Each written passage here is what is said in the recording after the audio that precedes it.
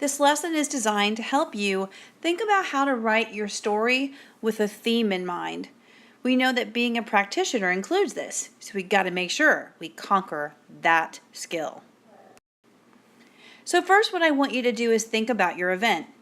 You read a ton about different people and different events, and you really focused in on the one that you wanted to learn about. I want you to think about this question.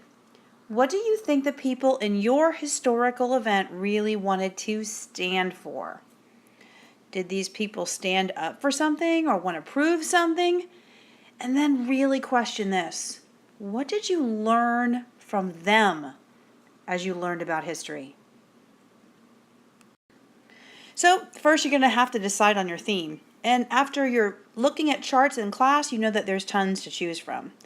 I highlighted a few below, but you want to make sure that you think about what you want your audience to learn from the event you're writing about. So here are some ideas. Never give up. Try when it's hard. You can do anything you want to do. Honesty is the best policy.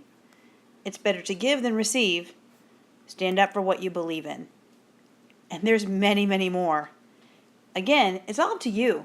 You're the writer. What do you want your audience to learn? Once you've decided on your theme, you're going to use it throughout your story web. Now, throughout this video, I'm going to use an example for something totally different than what you learned. So I researched the influence of Martin Luther King Jr. on the civil rights movement. So as I was researching, I know that he had a dramatic effect on the way that African Americans were treated, and he led people of all colors to really work together so that everyone had equal rights. So this is what I learned. But now I still have to decide, what's my theme going to be? It could have been many things because Martin Luther King Jr. had so many great themes in his life. But what I really walked away with after reading and learning about him was that you should stand up for what you believe in.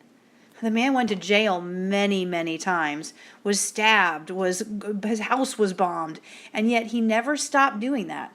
So that's what I'm going to do. I'm going to write for stand up for what you believe in. Now, when I make my web to frame my story, I need to make sure that I guide my reader to see my theme, because this is what I learned. And I want to make sure that my lesson from history is shown through my writing. Now, when you're doing your web, I want to make one thing clear. I say web and we automatically think of a web that looks like this. And in all honesty, that is the one that I used because it's my favorite. But if you have a better way to frame your story, it could be that you like to use that mountain that people use for a graphic organizer, or maybe you use boxes to help you see the different frames of your story. Keep in mind that a graphic organizer is for the person that's writing. It helps you stay focused. It's your map to your story. So it can really look like anything you need it to look for. Okay, so now you've got this worksheet. Now if you were absent, this is where the worksheet comes in. If you were in school and you did this with your teacher, or if your teacher assigned this as a center, hopefully you've got this worksheet. Because now it's time for you to think. You've read all about Rosa Parks, Apollo 13, the Wright brothers, or Jonas Salk. What did these people stand for? What did you learn? What lesson did you learn as you learned about history?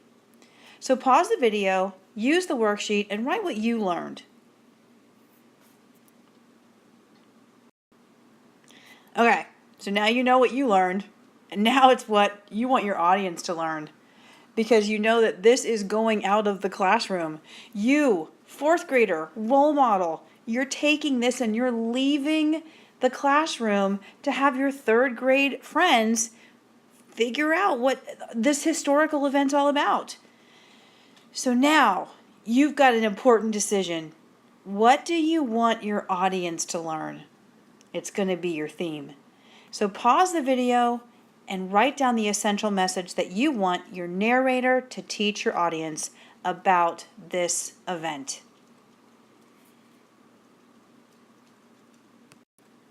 All right, so I'm going to go back to my story. I told you already that I decided on the theme, stand up for what you believe in. And so I want to use this throughout my story. Now, I also decided that the best person to tell this story was going to be Martin Luther King Jr.'s wife. And the reason I chose her is because I wanted to show how she supports him and what she believes from the very beginning when she met him, and I wanted to use history. So, I am using a story web to help me think this through. I have to tell you that while I was making this web, I had made a timeline. I had to go back and forth on my timeline with hers and Martin Luther King's, so you may find yourself doing a little more research than just your timeline. In fact, I can guarantee you're going to probably need to do more research as you do your timeline. Now I'm going to go through my web, but this is also a good visual to see what your homework should look like for this week. All right, so here's my web. You'll see that I started in the middle with the event. And then here's my start. I tend to go this way. So I have when they met, and you'll notice I did use it as I. She's the one that's telling the story, so I wanted her to have that personal touch. Now, chances are, I think my story is going to go pretty fast here, and then it's going to end up taking some time right in here, because here's when he became very active in civil rights. I'm going to have this as a paragraph, this as a paragraph, and how it ended, unfortunately, with him being shot and killed. So I've got an idea of how my story is going to go, and you'll notice that I've got some personal touches. In here, I talked about how the baby is going to be, well, her first baby was going to be born. I asked for a non-violence moment for me, which was great. My heart burst when I saw him on the Capitol. So I really tried to make sure that within my web, I stayed in first person because it's going to help me when I write my story. So I still need to make sure the theme's there. I got my web, but I still need to add to my theme. Well, let me tell you a secret. There really is no place better than the beginning and the end. In the beginning, I want to show my audience what I want them to learn by explaining it and explaining the main problem. But I really want to make them think too. And unfortunately, I still want to also get their attention. So that's a whole lot of things I want to do just in the first 3 or 4 lines of my story. So I've got some important decisions to make.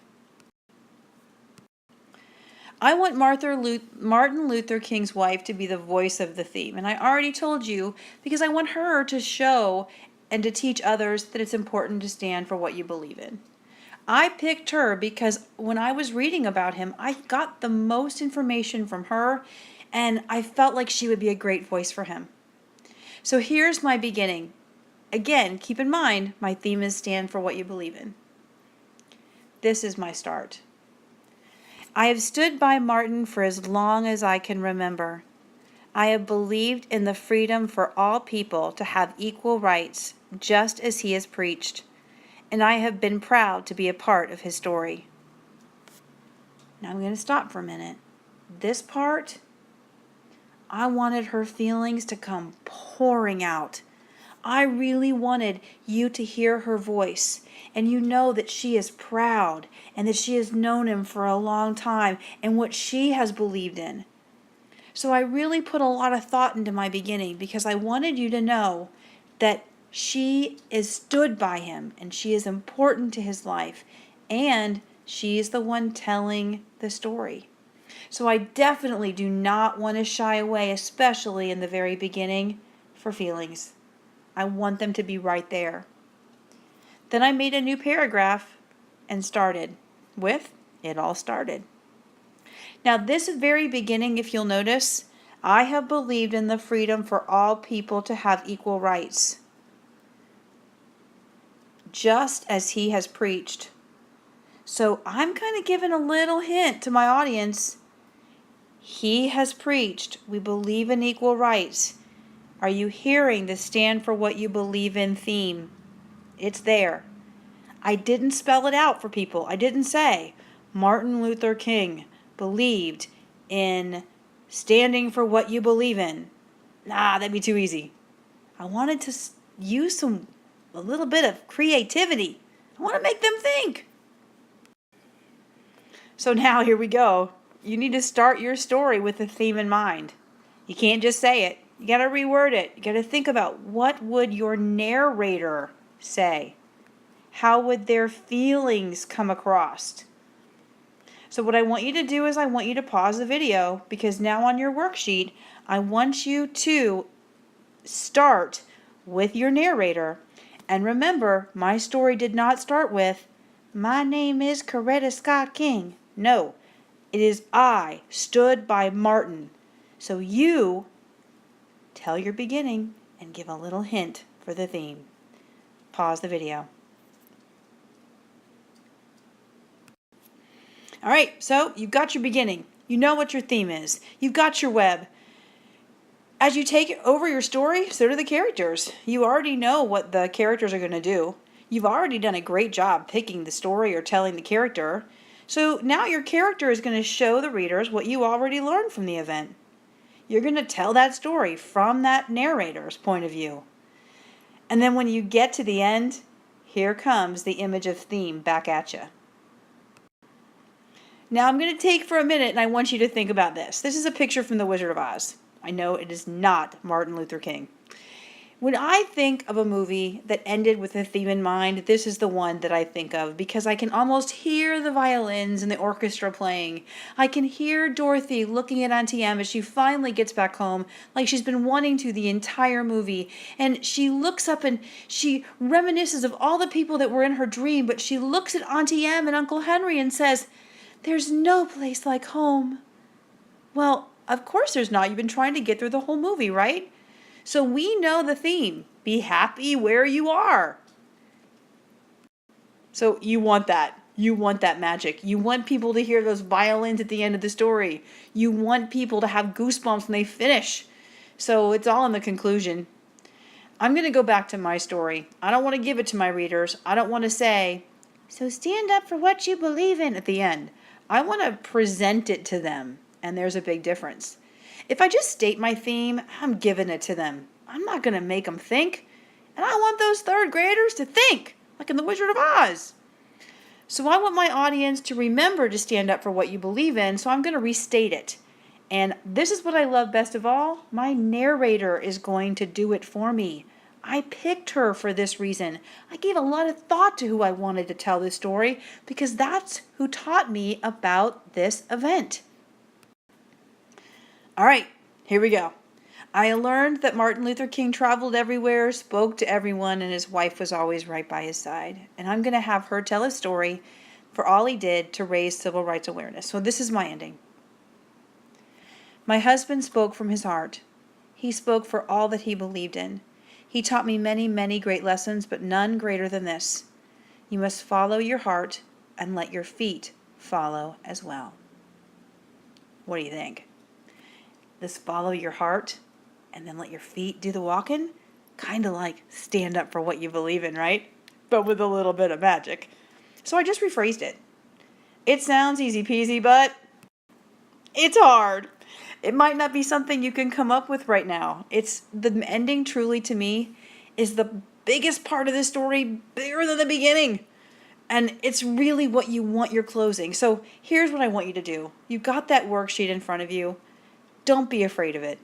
You might not come up with the best one, but right now I want you to write what your closing could be. It's not set in stone. You can always change it. You'd be amazed at what your brain can do when you put something on the back burner and just kind of let it cook for a little while. But if you can't come with anything, just rephrase your theme, and that's your ending. That's it. You've got your ending. I can't wait to see how you're going to use this historical event to teach your third graders how important this event was and what you personally learned from it. You're going to rock this task.